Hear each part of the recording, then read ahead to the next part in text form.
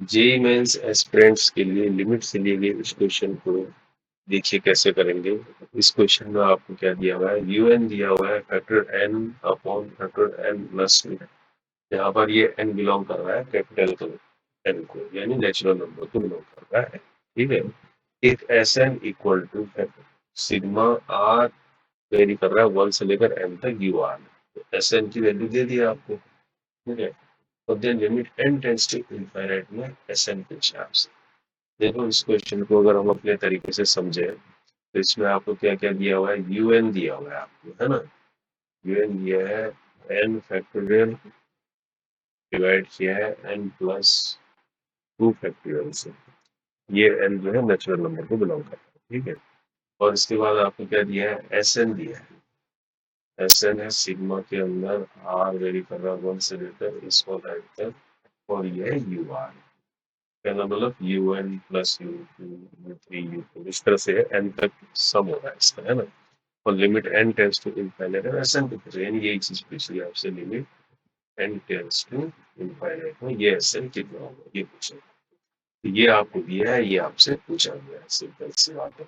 तो अब इसको जो दिया है इसको थोड़ा सा ठीक करते हैं। इसको कैसे करते हैं, ये यू एन है आपके पास, ये जो नीचे है डिनोमिनेटर, इसको जो है हम बाहर ले सकते हैं, यानी एक बार एन प्लस टू लेंगे, एक बार उससे कम वाले वैल्यू लेंगे एन प्लस वन, तो ये क्या बच जाएगा, एन फैक्टोरियल बच जाएगा सिर्फ।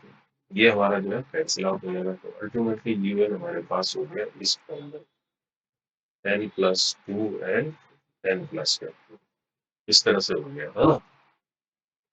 तो अब थोड़ा सा और इसको सोल्व करेंगे कैसे, इसको लगाएंगे पार्शियल फ्रैक्शन डिकम्पोजिशन। अगर आपने अलजेब्रा पढ़ी है तो क्या होता है पार्शियल फ्रैक्शन डिकम्पोजिशन, उसमें हम क्या करते हैं, ये जो दिया हुआ है इसको इसको फ्रैक्शन की फॉर्म में लिखते हैं, यानी एन प्लस टू और एन प्लस वन है ना ये, तो इसको हम लिख सकते हैं ऐसे, ए अपॉन एन प्लस टू लिख लो इसको, और इसको प्लस कर लो बी एन प्लस वन। अब ए और बी हमने क्या है, अननोन रखे हैं, तो इन अननोन की वैल्यू हम कैसे निकालेंगे, इसके लिए हम क्या करते हैं, एलसीएम ले लेते हैं इधर राइट साइड में। N plus two n plus one, तो ए के साथ आ जाएगा एन प्लस वन, और बी के साथ आ जाएगा एन प्लस टू। नीचे जो एलसीएम आएगा वो लेट के माइनस से एलसीएम हो जाएगा, पर वन बचेगा। अब क्या करते हैं, ए का जो कोफिशिएंट है और बी का जो कोफिशिएंट है ना, इनसे हम ए और बी की वैल्यू निकालते हैं। मान लीजिए हमको ए की वैल्यू निकालनी है, तो बी के कोफिशिएंट यानी एन प्लस टू को हम क्या करेंगे, जीरो रखेंगे। यहाँ से एन क्या हो जाएगा, माइनस टू हो जाएगा। अब इस क्वेश्चन में जब रखेंगे, इस क्वेश्चन में, है ना, एन को माइनस टू रखेंगे, तो ये बी वाला तो जीरो है ही, एन प्लस टू, तो यहाँ पर क्या हो जाएगा, ए की वैल्यू क्या आ जाएगी, यानी माइनस टू प्लस वन, तो ए जो आ जाएगा आपको माइनस वन आ जाएगा। ठीक इसी तरह से अब क्या करेंगे, अब हमें ए निकाल लिया, है ना। अब बी निकालने के लिए हम क्या करेंगे, अब हमें बी निकालना है, तो एन प्लस वन को जीरो रखेंगे, तो ये वाली चीज जीरो हो जाएगी, तो एन यहाँ से क्या हो जाएगा, माइनस वन।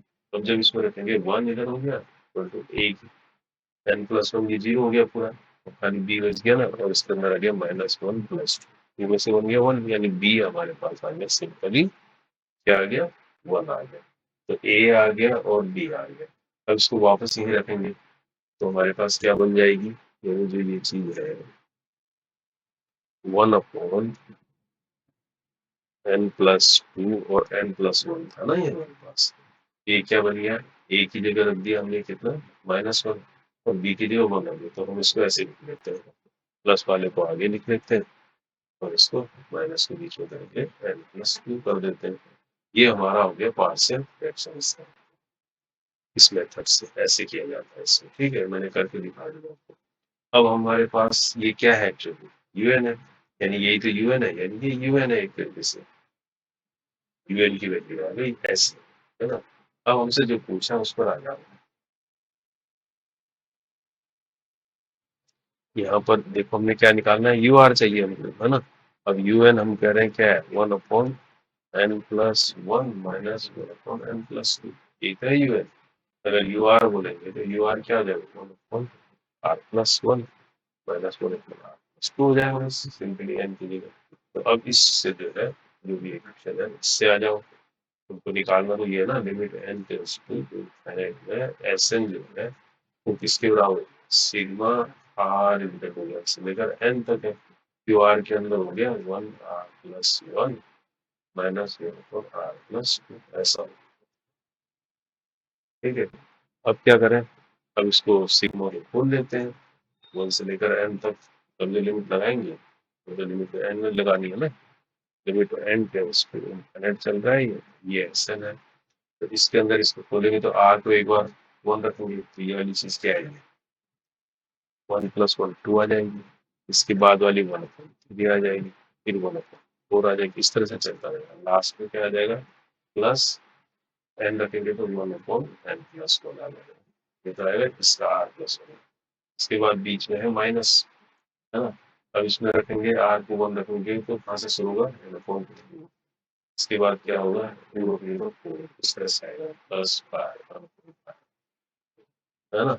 और लास्ट में जाके क्या आ जाएगा, जब आर को एन रखेंगे तो 1/n+2 आ जाएगा, ऐसा आ जाएगा।